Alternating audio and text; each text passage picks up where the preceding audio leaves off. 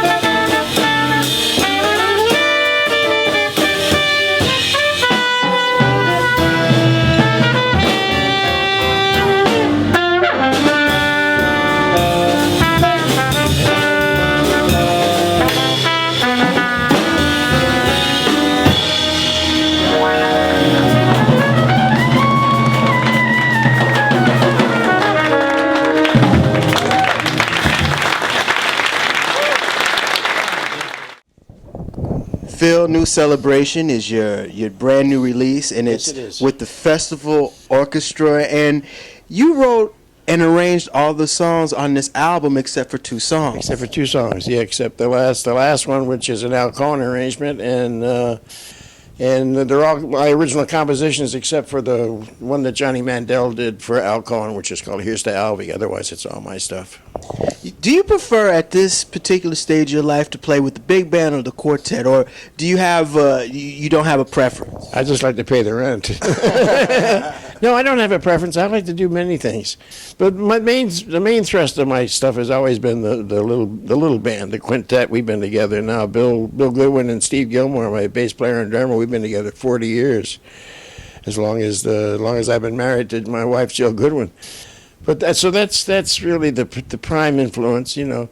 But we did a big band album, Celebration 1, back in '97, I believe it was, and that's just musicians from the Pocono area. There's only one or two New York guys that are there. Otherwise, they're all residents of the Pocono Mountain area. We're very proud of that we got such world-class musicians there. And we do a festival every year, so the band has been... There's always been a festival orchestra. We do every last Monday of the month. We do a open rehearsal at the Deerhead Inn, which is the local jazz club. So the band's been together, and we're working on the new project for the past 12 months. So when we got to the studio, it was ready to hit. So Celebration 2, I'm very excited about it. You know, your career has been through tremendous leaps and bounds, and tell me about the very first time that you were segued into the alto saxophone. I understand it was through your grandmother who hid it under... Well, yeah, it was in my uncle's horn, and it was in my grandmother's house. She lived downstairs. We had a duplex. We were upstairs, and I discovered the horn when I was about 12 years old under a wicker sofa. And I was at that time, I was I would be melting soldiers, it was during the Second World War, and making toy soldiers and painting them and all that. And I looked at this horn, I said, "Ooh, man, I can melt this sucker down. I can have a heck of an army." And somebody mistook my larcenous intent for an interest in music. So when the cat who owned it died, which was very shortly thereafter, I was given the saxophone. So I put it away in the closet, went back to melting lead, and after a couple of weeks, my mother said, "Philip, your uncle went to a great deal of trouble to leave you the horn." And I said, "Well, even at 12 years old, I realized that dying could be considered a great deal of trouble. It's one of the reasons I'm saving that for last, So he said, "You should at least take a lesson." So I called up. Called the drum shop, did the Yellow Pages, Mr. Harvey LaRose, made an appointment.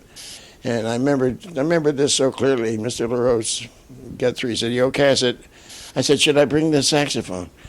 And I could hear this guy say, "Oh, man, this is a real winner I got here." And he said, "Young man, it would be a good idea to bring the saxophone to your first saxophone lesson." And that was when my life changed. One of the greatest. I went on to Juilliard, Manhattan School of Music, studied with Lenny Tristano, was a good friend of all musicians. Dizzy was my mentor.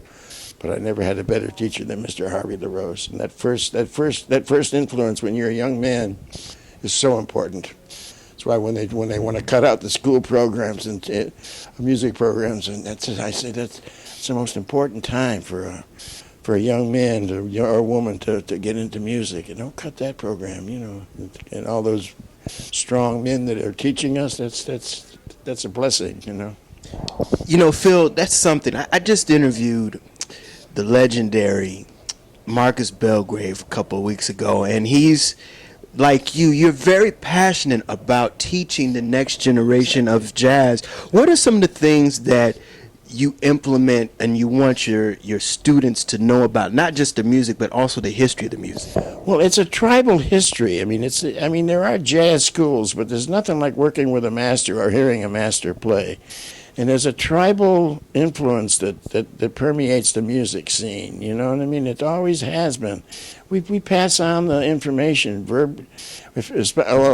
got it from being on the bus. I sat in the back of the bus. The worst seat on the Birdland All-Star Tour. That's where Quincy first heard me. But that's where you do your graduate work. You got the older guys on the trumpet section, and you got the young guys in the reed section on the fourth and fifth chairs. And I always tell the young players, travel is important. You got to learn to travel. If you don't like the road, you shouldn't be doing music. Music is you spend your time on the road, and it's hard to keep. Family life can be a problem. You're either sitting at home because you ain't got a gig, or you're on the road all the time. That's you have to think about all this stuff. But if you got the fire in the belly, and the passion to play, be good. Be the best player that ever came down the pike. Don't just get into one bag. Study.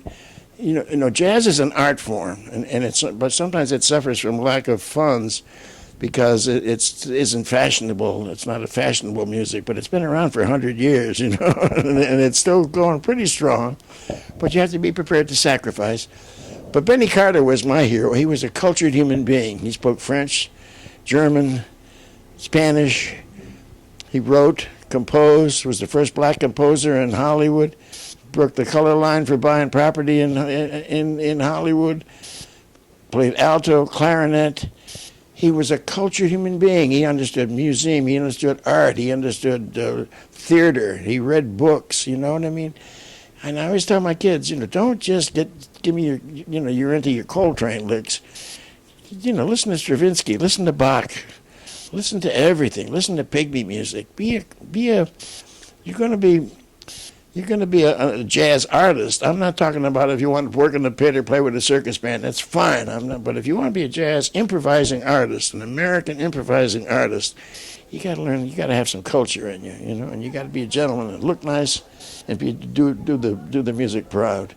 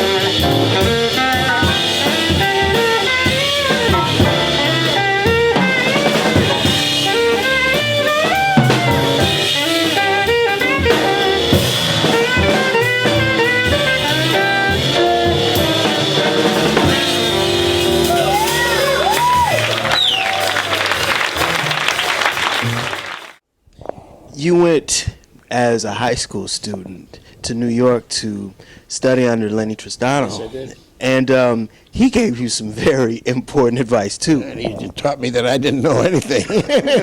Well, I knew that I had a lot to learn, but I just wanted to get. Actually, I wanted to go hear Bird, and I wanted an excuse to go to New York, and I couldn't just say I'm going to tell Mom I'm just going to go to New York. So studying with Tristano was a good excuse. We'd go down there every week and buy the latest records, and then go to, if we still had $1 left, we'd go to 52nd Street. Me and my friend Hal Serra was a piano player, lived up the street from me in Springfield. We had a lot of good musicians in Springfield, Massachusetts. Joe Morello was from there. Chuck Andrews, Woody Herman's bass player, and Salvador, Stan Kenton's guitar player. So we all had a clique, and we all went to New York around the same time. So I was kind of getting my New York chops together by coming down once a week during the summer. And one week, and as we still had $1 left, we'd go to 52nd Street, and hear some great jazz. And one time we went for a lesson, and Mr. Tristano said, "Are you kids going down to 52nd Street tonight?" And we said, "Yeah, why do you ask?" He said, "Well, I'm opening for Charlie Parker. I thought maybe you'd like to meet him." And to myself, I said, "Always wanted to meet God," And sure enough, man, after the first set, they played the trio, and then they took us around backstage, and there was the great Charlie Parker sitting on the floor with a big cherry pie. And he said, "Hi, kids, you want a piece of cherry pie?" And I said to Mr. Parker, I said, "Oh, Mr. Parker, cherry is my favorite flavor." He said, "Well, young blood, you sit down here and I'll cut you a big slice." And a lot of times, it's not, you don't hear about the kindness of the jazz masters, or especially Bird and Diz. But Bird was always wrapped with, giant appetites, and he drank and drugs and all that. But he was always kind to musicians. And never, that's never mentioned because it doesn't sell newspapers. But he was always a kind man to musicians. I never forgot that, how generous he was with not only with the cherry pie, but he talked to us for the whole intermission. So come on back after the next set and we'll talk some more. Yeah.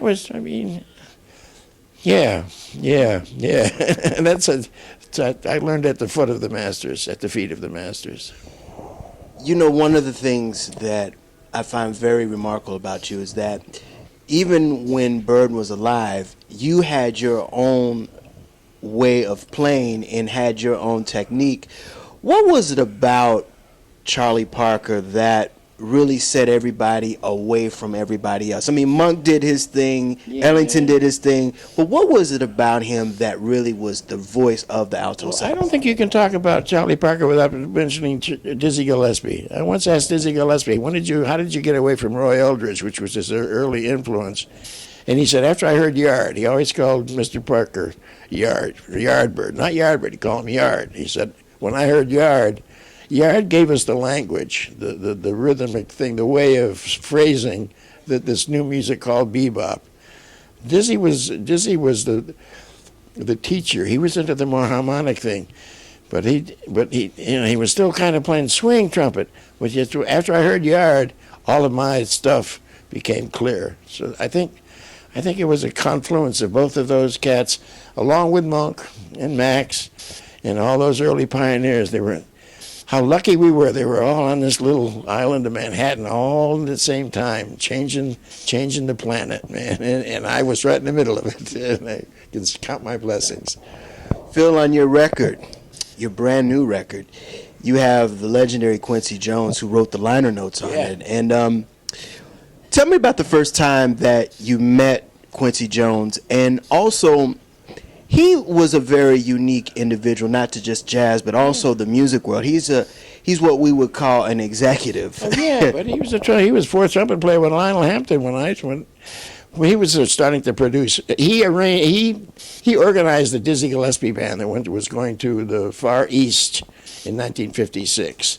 And I mentioned to you I was on the Birdland All-Star Tour, and that's where Quincy heard me and hired me for his first record, which was This Is How I Feel About Jazz. Years and years and years later, I did a record, This Is How I Feel About Quincy, because he was magic. He knew how to put the cats together and get the best out of them. So we were friends, and then when he took a band to Europe in 1959, which was not that far from the '56 tour, We played with a show called Free and Easy. And I remember one time, the show folded, and Quincy said they had a meeting with the band. He said, you cats want to go back home? I got tickets, but if you want to stay, I'll book the band. Can you imagine? Here we are, and there was some, there were people like Clark Terry in the band, and Quentin Butter Jackson, and Bud Johnson. These were not kids. These were, and I said, yeah, we'll go on a Hummer, And Quincy put it together, but it left its mark. He lost a lot of money and was suicidal. If you read the book, he went through hell on that. But a lot of people, when he became rich and famous, people say, oh, Quincy Jones sold out. I said, you don't know the right story, man. He had the greatest jazz band in the world in that time, and it didn't work. We came back to America, and we folded after 2 weeks. We lasted 10 months in Europe. Europe understood what was going on. You didn't get it here. And so Quincy went out to produce some of the magnificent music, and sometimes gets abused for that. So I always tell people, well, I remember one time I had my family in Paris, and we didn't have any groceries, and I called up Q. I said, I need some money to feed my family. He said, come to town. I'll give you half of what I have. He had 100 francs and gave me 50. They don't know that story, when he was on his uppers, as they say, and he was willing to share and help me and my family out. So it wasn't always a rosy path for him. And he's a dear friend, and he calls me up, and from that old Free and Easy tour, I got the nickname of Cork Douglas. You can imagine why. and so he calls me up. He said, Cork, hello, this is Dark Gable. So we are good friends and stay in touch. But we're at the last two of that Dizzy Big Band and the last two of the Quincy Jones Big Band.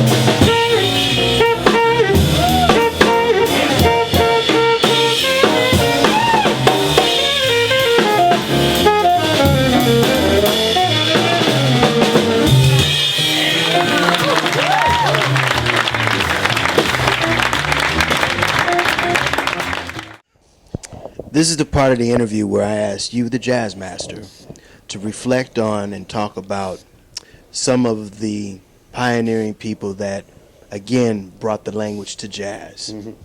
The first name is Dizzy Gillespie. Yeah, well, Dizzy Gillespie was my mentor for years I worked with Dizzy. You know, I was on his band. Me and Porter Kilbert were the alto players on that band. And that was in 56, 57. Did Pakistan, East and West Pakistan, Iran, Turkey, Syria. We were all in those oil countries, man, and, you know, spreading the good word for music. In the old days, they used to send jazz to have America present its best faces. Jazz spoke to the world, and Dizzy was our ambassador. Louis Armstrong, Duke Ellington, and Dave Brubeck. They were sent as pioneers. So that was a thrill. And with Dizzy, school was always open. The classroom was never closed. I mean, sometimes we could go to an airport and there's a 2-hour delay. Well, we'd all be gathered around Dizzy, and he'd be showing us some rhythms, or say, try this, do that, sing this. Here's the chord on that. And he always liked the fact that I played a little piano, because he was a piano player. So we got along famously, and we're dear friends right up until his passing. I miss him dearly. I mean, everybody knew who was in charge when Dizzy was around. The next name I'm going to mention is, I believe, a very unsung hero, not just the jazz music, but also rock and roll. And you guys met while you were at Juilliard, and I'm talking about the legendary Phil Ramone. Oh, Phil Ramone, that was my man. Our password was music first. Every time we'd see each other, music first, baby, music first. And that's the way he felt. He was in Juilliard when I was there. He was a violin player. He was in school at the same time. I didn't know him then, but I mean, he was the first. That was the first. He's the first digital recording, and he did the best music. I mean, I was on. I couldn't tell you how many dates. A lot of dates. Yes. But when you had a date with Phil Ramone, you knew that there was going to be some good music. Even if it was commercial music, it was going to be the best commercial music, the best writers, the best arrangers. And he left us too soon. A giant. You're absolutely correct. Phil Woods, what does jazz music mean to you? Everything.